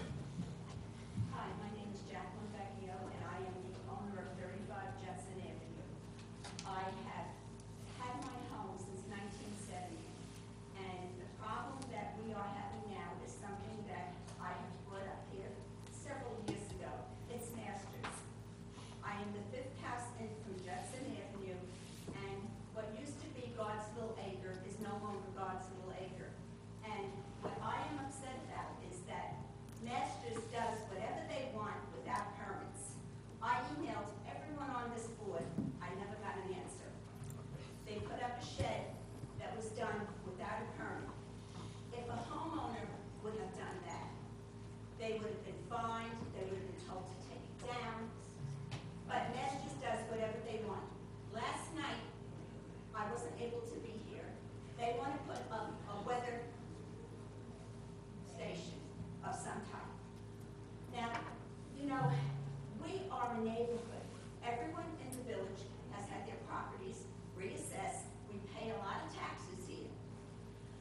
Dobbs Ferry is the only village in New York State with the most tax-exempt property. And I'm sure you all know that. So where does the burden lie? On the homeowners, the people who pay the taxes. Neil left. I feel very sorry for him. We have other issues with noise from Masters. The field, the banging of drums, everything else that goes on. However, there were several items that I brought up to Darius a few years ago. I don't want to mention anyone's name. The problem with Masters is they change hands. It's like churning stocks. They're always changing hands. One of the people was up here several years ago, Darius, and I had this conversation with you about the porta potties. She promised, oh, we're going to put evergreens up. We're going to enclose the whole, it wasn't paper street at one time. Now we have 18-reelers going down there. We have buses going down there. There is a garbage dump that was supposed to be enclosed. It's always open. I had to call animal control because there were rats running around. Something has to be done about this. And it goes on deaf ears. The burn was supposed to have evergreens on it. Nothing. I have done my part. I have spent thousands of dollars on mature trees that, but you know what? I'm finished. I put out a lot of money. My taxes are high. I am entitled to enjoy my home, which I don't want. Why do I want rats running around in the yard? And just let me take a look at my notes. Porta potty, the dumpsters. The antenna that they want to put up is going to devalue our property. Judson Avenue, be that as may, happens to be very prime real estate. And why should our property values, when we're paying a lot of taxes, Mayor, you moved off of Clinton, I'm sure you were paying a lot of taxes up there. It's just ridiculous. But what gets me is any time anyone comes before this board from Masters, Mercy, anywhere, you guys just rubber stamp it. You know, my husband at one point was a village trustee many, many years ago, before maybe some of you were even born. And this didn't go on. It really didn't go on. I don't know what's happening. The only thing is that their board meetings used to go on to sometimes 1, 2 in the morning. Ours is going on. That's where we're headed tonight. Thanks for the jinx. I mentioned about, I want evergreens put on the burn. I want the paper road that they paved illegally. She had promised the woman, and I tell Darius who it is later, I'm not going to say it on public television, but she had promised that they would put evergreens along the road, and they never did. But yet they can plant, they can spend all kinds of money on their gymnasiums. That was the other thing. We weren't supposed to see the new gymnasium that they built. They promised us they were going to shield. It's not shield. It's wide open. I'm not putting my house on the market. I want the village to do something about them because they just have plenty of money. They have all kinds of endowments and they give scholarships to a lot of people. They can plant instead of going to Home Depot and getting bushes this high. And I have to say this on the behalf of Mercy College. to, I'm sorry they're not here, because I commend them for wanting to do a buffer zone for the neighbors. I think that's really appropriate to do. And the landscape that they say they're going to do. You know, I have one last comment. I heard through the grapevine that you guys are considering putting parking meters up till 8 o'clock at night. Store owners are very, very, first of all, the store's closed for the most part. You can't even find a space downtown. And it's just ridiculous. Okay, you're really jumping around here now. Well, On your initial issue, I know that you've had some issues with. Yes. Charlene and myself and Betsy, Chief Gilardi just recently had a breakfast meeting with the new headmaster and the administration up there. And actually, some of your issues were discussed. And I don't know if they're all being resolved to your satisfaction, but, you know, we will, and Charlene, I'll maybe ask you to make some comments here. I know Jacqueline, she's had some issues with, you know, the school there for a long time. And it's one of those things, when you live right next to a campus, sometimes there's stuff you gotta deal with. I mean, and I know your issues there, so, but. Because I spoke to Mr. Biddle, I don't know whether you met with him. Yes, he was at the breakfast, yeah. I spoke with him, and nothing's been done. Yeah. Mrs. Vecchio, I know that Dan has been dealing with you also. Well, that's on another whole issue that I'm not going to bring up. But right, but that issue is part and parcel. Dan, the new building inspector, has been dealing with you. So if you have any other complaints, talk to him about it too, because he's as responsive as a person can be. And we do talk to Masters, and I believe that there was an issue about painting the one of their sheds, which was legalized, by the way. Oh, I know it Yeah, was yeah. after the fact. Yeah, it was, but after, it was as of right, and you were very right in calling, and I think that was addressed, and they painted it the right color. So call Dan and he'll work with you. Mayor, I just have one more suggestion or thought on this. I don't know the village code on this, but there are certain people on Judson Avenue who have garbage in front of their houses, and it just stays there, like empty boxes. It's not for the garbage men to pick up. They just have it right in front door, empty boxes. Also, on Clinton Avenue, there's grass this high. Isn't there an ordinance that your grass has to be cut? Oh, you mean that one property, I know which one you're talking about. It was just sold, right? Yeah, for some unbelievable amount of money. I guess they like the high grass, I don't know. We have a blight law. I don't know if it applies to, they may have tried to grass at some point. That's a strange, I don't know what's going on there. I thought that what they were, it's like they had a garden there too in the front that they let grow, and it looked like some wild things in there. But the house has been sold, so hopefully the new owner, you know, will maybe change that. We've had issues with another house on Bellwood, right? And there's a couple of We've issued these. violations. And we've issued violations, so I don't think that that's necessarily, I know the one you're referring, that's not a real blight situation, that's just a sort of personal preference, I guess, but Yeah, it doesn't and look great. Call Gary Gardner in DPW, because then he'll issue a violation, but, you know, grass grows, so you have to issue other violations. Gary Gardner, okay. Yeah, okay. Because, you know, I know he's in charge of the sanitation. He's in charge of issuing violations for the grass and stuff. Oh, okay. But I just wanted to come before you to tell you, I'm really very upset because they just have to plant more. They want to put up weather stations, make sure that the neighborhood doesn't see it. That was one of the considerations at the AHRB last night. It was one of the things that they discussed.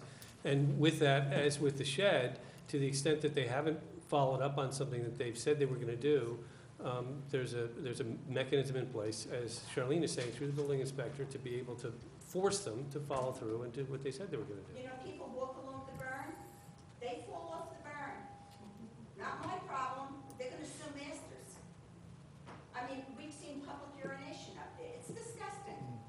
If they would heavily put foliage up there, no one would walk, but maybe the deer could get through. Thank you. Thank you, Jane. Thanks for your comments. Anybody else care to address the board on anything? Patty? You know, you've already had your turn. Yeah, this is your third time, Patty. The only reason I came tonight was to give this announcement. Okay. This week, we have 2 work sessions that are going to involve interest for Dosbury residents. This is the consortium of 5 villages who are looking at the Broadway corridor. I think Donna will have more to say about it probably later, but I want to make sure since not everybody watches the whole meeting on television. We have a meeting on Thursday, this Thursday at 7 until 9 in the Hastings Community Center. And then on Saturday, there's a meeting at the Warner Library in Tarrytown. Both meetings pertain to all 5 communities. So if you can't get to the one on Thursday and you want to go to the one on Saturday, that's fine. And this is the kind of kickoff meeting to talk about ideas with the Broadway corridor, specifically because of the new New York Bridge, and the idea that there are going to be cyclists, pedestrians, mass transit changes that are going to come in effect probably all the villages. It's an enthusiastic thing, but we recognize that there need to be changes made to the streets to make them safer, make them more streets instead of roads, reduce speeds, reduce congestion, and all the good stuff. So this is your chance to get informed and get involved, and we hope a lot of people come. Thank you. Thanks, Ben. Lee.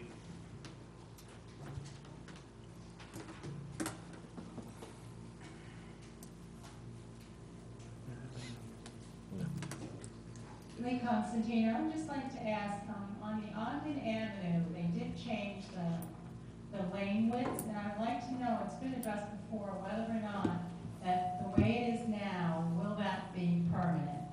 Because one of the lanes going north is 6 feet 8 inches, which I don't believe is compliant with DOT. I don't know the answer to that. Does anyone, Charlene, do you know the answer to this? I don't know, exactly where. I know that there have been, the lanes are a little different. Yep. But I've been told that all of them are in conformance, but we'll check. Okay, we'll check on that, Lee. Okay, what about the bike width, because it looks very narrow?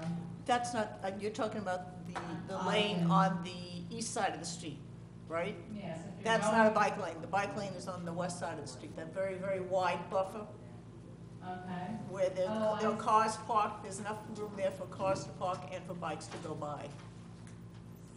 So it's not, the right hand is just a shoulder, the right hand. The Yes, 'cause east side is just a shoulder, the west side is the multi-use lane. I see. And has Rivertown Square done all the off-site mitigations? Are they complete? No. Because I thought they had to get, that all that had to be done before they were given COs for any building. They can get temporary COs. Yep. And their final CO is not given until all the mitigation is done. What's considered a temp CO when stores are open? It's considered a temporary CO, that they can open, that the inside of it, that the electrical is right, the safety issues are right, but they can't close it out because in many developments, what happens is that it's a matter of financing it. They had short-term finance, and then they want to refinance it, and they need a CO to refinance it, so that's a very big leverage. Okay, all right, thank you. I think, Lee, and there were specific mitigations that they did have to do ahead of time, and they were specified in the original resolution. So those were all completed because they had to be under the resolution. But not every single thing that they did. It's not all finished yet. Yeah. I just didn't want to give you wrong information. Some of it, most of it has been done, but not every bit of it. Okay, all right, thank you for the reply. Thanks, Lee. Anybody else care to address the board? Okay, thanks everybody for your comments. No, wait, last minute. More. Okay. Sorry, just found out that this, as soon as I came in, I found out about something with Mercy College and 200 Beacon Hill Drive. Do we know anything about, does anyone know anything about Beacon Hill Drive? I mean, Mercy wanted to buy a Beacon Hill Drive, apartments up there, make them dorms. we haven't heard that, so. I've never heard that. It's not on the agenda? No. No. Okay, so, No, it's not on the agenda. We don't know anything about that. It wasn't agenda, I would just speak for, I'm a middle-class person, I'm a school teacher and I make a very decent salary and the rent's, the cost of living is fairly affordable. So if I ever were to come above the board for making Beacon Hill Drive exclusively for Mercy College students, Yeah, no, that's Wipe not, out, basically wipe out the middle yeah, class. that's not, you don't, it's, no, that's not on the agenda. I just heard something, so Okay. I just wanted to, Well, thank you. you're welcome. Thanks. Sir, can you state your name for the Oh, record? sorry. Michael J. Chick, and I live at Turner Beach Mill Drive, apartment 1C. Thank you, Michael. Thank you. Thank you. Okay, anybody else care to address the board? All right, so we'll move on to, thank you all everybody for your comments. We'll move on to matters requiring action. Oh, wait, sorry. I do want to turn to Donna, Trustee Cassell, to make some comments and a statement about, well, something that was written in the letter, which we all found, I think, pretty offensive. And Donna had a good response in a letter. I don't know if you all saw it, to the Enterprise. Well, it's not in yet. Well, Yeah. oh. It will be. I guess we've got the draft copy. Donna, why don't you make the address, because I think it addresses something that we were all very concerned about that was written that. Yeah, for the past couple of weeks in the Enterprise, there have been letters regarding waterfront parking. One of the letters, the one that we're referring to, which really upset me, alluded to the fact that we have restrictions on waterfront park to prevent certain people from using the park. That was alleged, that we were being discriminatory.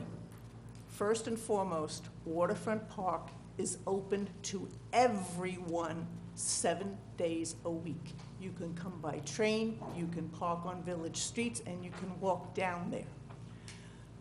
The parking lot is a commuter lot. Therefore, there are certain restrictions that apply to it. I think I'm not going to go into all the specifics of all the different ways that it's used, because it is addressed in the letter that I sent to the Enterprise, and it's fairly long. But essentially, I think there are two misconceptions about the park. One is the recreational permits for the residents. They cost $10 for the entire year and $5 if you're a senior. Those recreational permits allow you to park in Waterfront Park Monday through Friday from 5 a.m. to 5 p.m. For 4 hours in the recreation spaces, which are marked down there. After 5 o'clock and all day, Saturday, Sunday, and the holidays, you can use your recreation pass anywhere in the park, except for restricted spaces, like handicap spaces or the spaces that are restricted for Hudson Social. So residents can park at Waterfront Park anytime on the weekends, during the day, at restricted hours, or at night, while the park is open. The other thing which really was upsetting is that, we don't allow visitors into our park. We do. There are 20 on the weekends. There are 20 free spaces for visitors and guests that are located on the river side of the park, the west side of the parking lot, just north of the flagpole. 20 free spaces. You can park there for 4 hours for free to anyone. There are an additional 25 spaces on the east side of the park near the train station. They are numbered. Those are for people who want to use Metro North. And they can be used by other people as well, but essentially they were designated part of the agreement with Metro North for people who need to use the Metro North. There is free parking on the weekends. No one is being excluded. During events, there is free parking. There are also seasonal passes. I think we provide like 25 of them for people who want to use the park, non-residents who want to use the park for longer periods of time. Those passes are okay on the weekends. They're for $100. They're seasonal. They're like recreation passes. Yeah, I think it's the same restrictions as recreational passes, 4 hours during the day, etc. They're seasonal passes, and but they're $100 from May 1st, I think, to October 1st, I believe, are the dates. Also, to address the issue that the parking lot really is not a parking lot for the park. It really is. Yeah, yeah. She said that in the Yeah, beginning. that's what I That was said. It is a made commuter parking very lot. clear. It's not a parking lot. If you go to any state park or any county park, you pay for parking on weekends, even if you're a resident. So I think our policies at Riverfront Park are very liberal. There may be some confusion. There are signs down there that explain everything. They are color-coded signs. Within the next couple of weeks, the spaces themselves will be color-coded to go with those signs. So when you see, I think, red for, I forget what Betsy said the colors were going to be, but whatever, if a red sign, say the red sign is the free parking, the spaces are going to be red. So you'll be able to find them. So it is not a restricted park. The parking lot has to be restricted because it is a commuter lot. So I think that. The one thing that I Yeah. may have either missed or we should add is the fact there are also that day for passes. non-resident, exactly. Yeah, there are day passes. Do you want to explain that, or I There are day passes, $15 for the weekend. You can,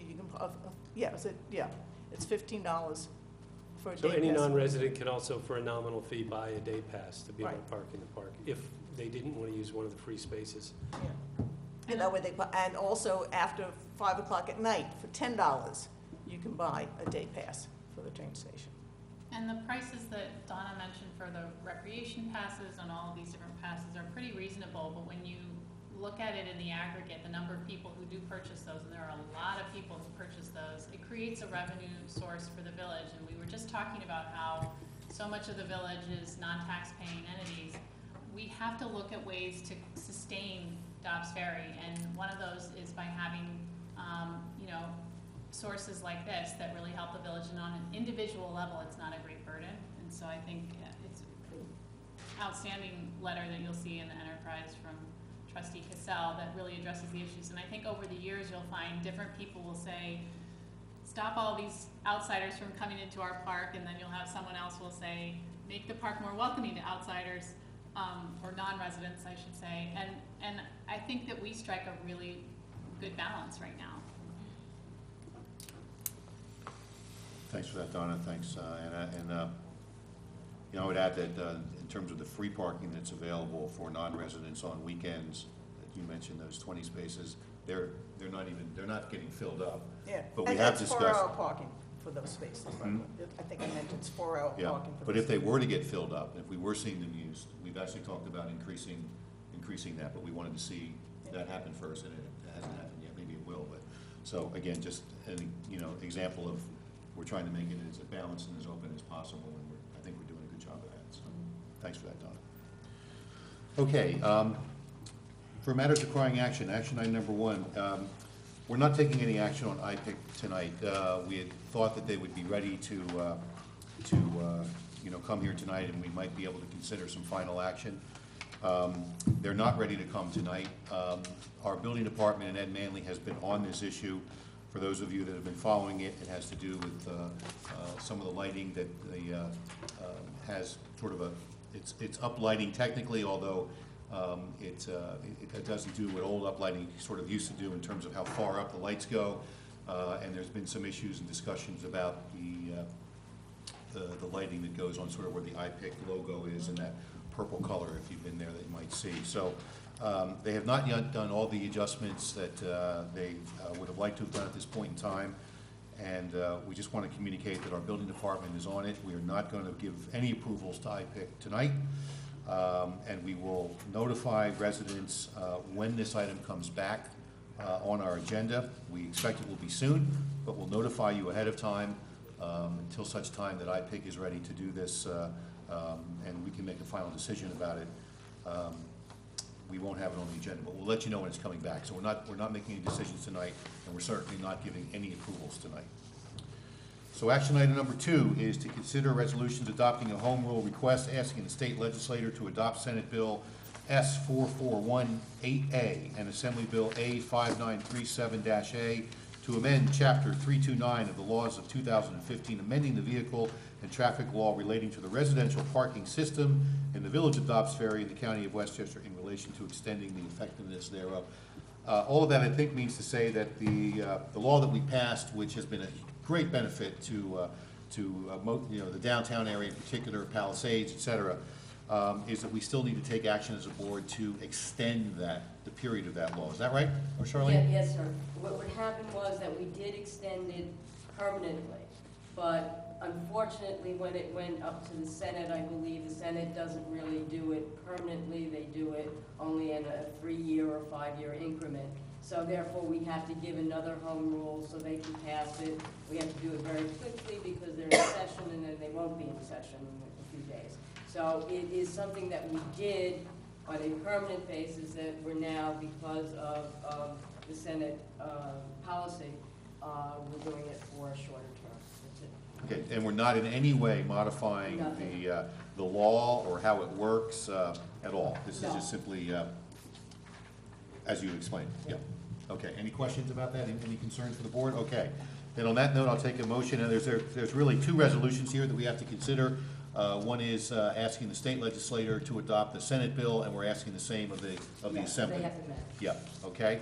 So I'll take a motion then to consider Resolution 1, the Village of Dobbs-Ferry Board of Trustees adopting home rule request, asking the state legislator to adopt Assembly Bill number A5937-A. Is there a motion?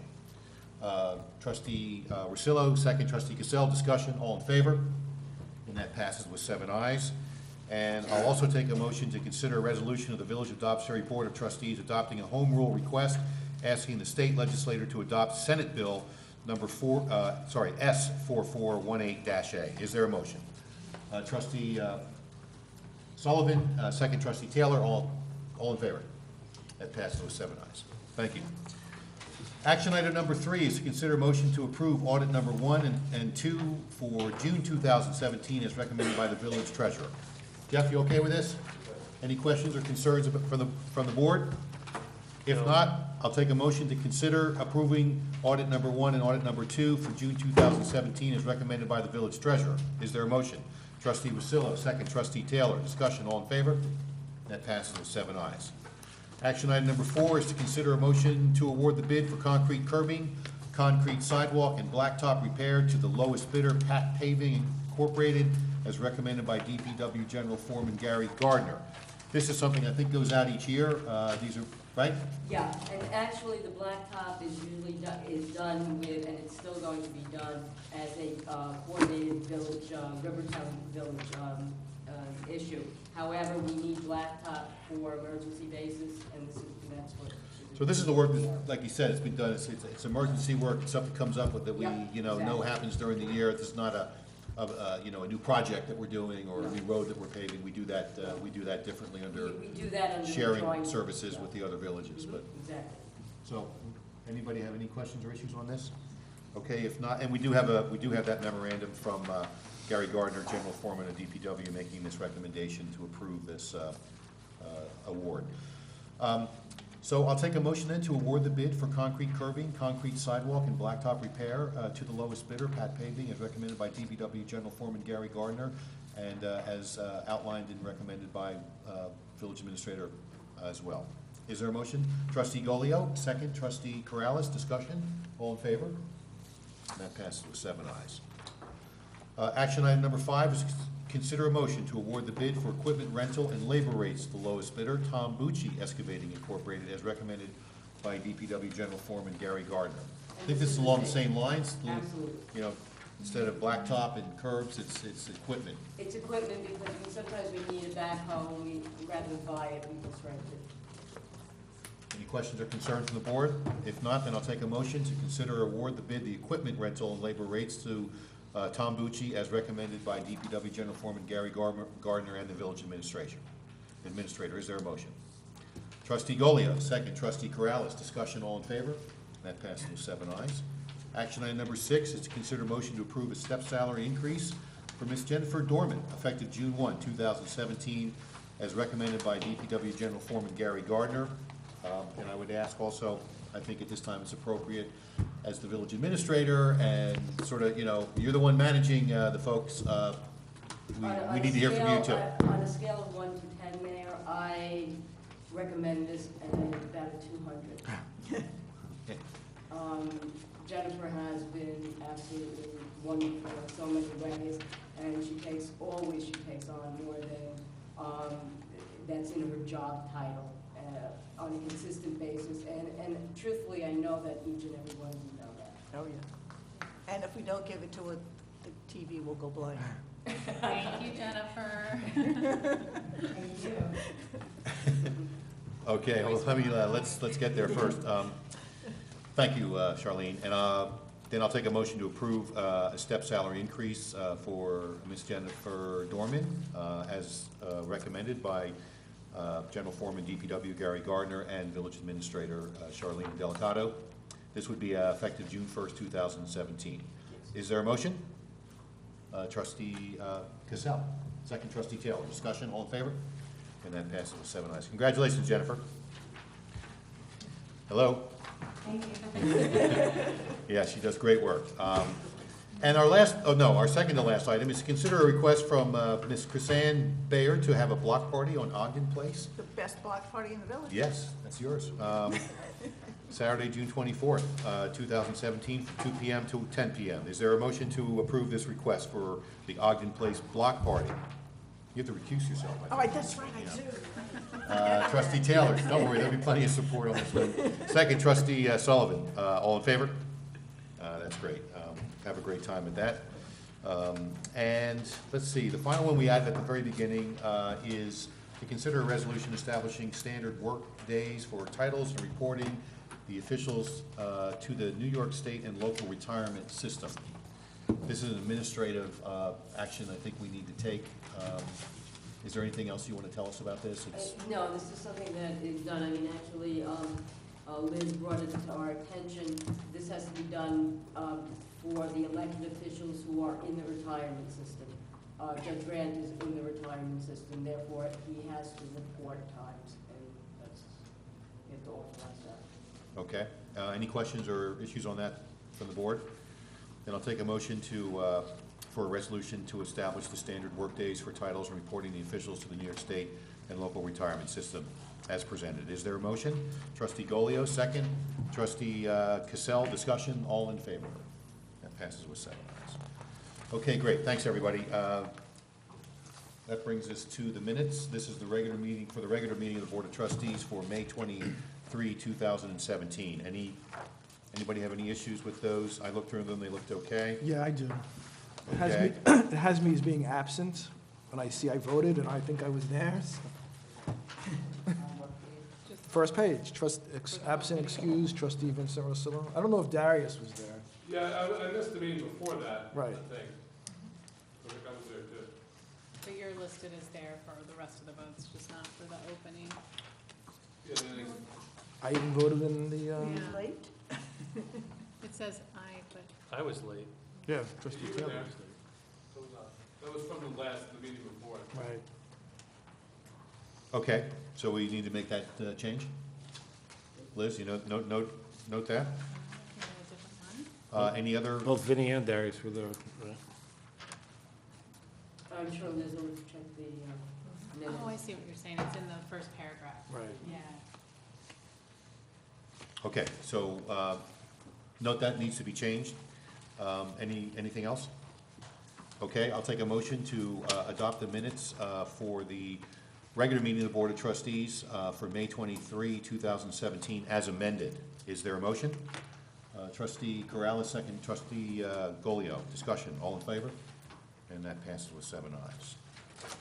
Okay, I think that's it. Any reports from any trustees at all? Paul, anything at all? Well, just to reiterate, the Route 9 meeting on Thursday in Hastings and on Saturday in Tarrytown.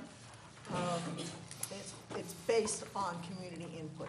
There are no design plans done, and it's Nelson Nygaard, our consultants are terrific, and they are very, very much for community input. We just can't work without that, so please, please come out for it. Thank you, Don. Anything else? Any other reports? Anybody? Last we were together, the pool hadn't opened yet, I think, and it did. And it's been doing really well. We got all of the repairs done. And, I don't know,